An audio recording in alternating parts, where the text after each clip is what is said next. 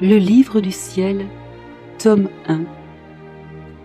Les souffrances de Louisa sauvent un homme de la mort et la damnation.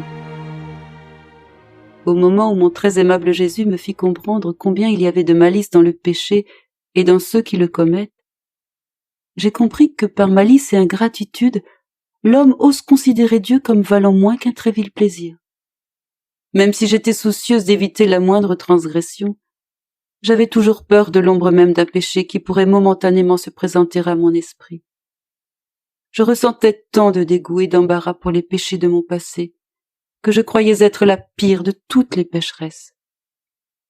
Aussi, quand apparut mon Jésus, je n'ai fait que lui demander plus de souffrance pour mes péchés, ainsi que l'actualisation de sa promesse de crucifixion.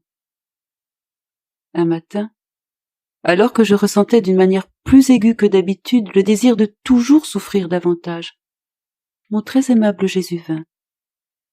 Il m'attira hors de mon corps et transporta mon âme vers un homme qui, à l'aide d'un fusil, venait d'être attaqué, et était sur le point de mourir et de perdre son âme. Alors Jésus me fit pénétrer en lui, en me faisant comprendre le chagrin de son cœur pour la perte appréhendée de cette âme.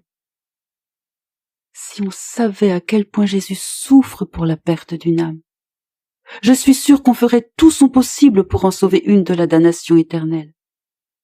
Alors que j'étais avec Jésus pendant cette rafale de balles, il me serra très fort sur lui et murmura à mon oreille: « Mon épouse, veux-tu t'offrir comme victime pour le salut de cette âme et prendre sur toi toutes les souffrances qu'il mérite pour ses graves péchés ?» Je répondis: « Très certainement, mon Jésus. Place sur moi tout ce qu'il mérite, pourvu qu'il soit sauvé et que tu le ramènes à la vie. » Ensuite, Jésus me fit revenir à mon corps, et je me suis sentie immergée dans des souffrances si grandes que je ne pouvais pas comprendre comment je pouvais survivre. Après être restée dans cet état de souffrance pendant plus d'1 heure, Jésus fit en sorte que mon confesseur vienne à moi et me réanime. Quand il me demanda ce qui m'avait causé cette grande souffrance, je lui ai raconté tout ce que j'avais vu et vécu pendant ce temps très court, et j'ai pointé la partie de la ville où le meurtre s'était produit. Il me confirma par la suite que ce meurtre avait bel et bien eu lieu à l'endroit exact que je lui avais indiqué et m'a dit que tous croyaient l'homme mort. Je lui ai dit qu'il ne pouvait pas être mort parce que Jésus m'avait promis qu'il épargnerait son âme et le garderait en vie.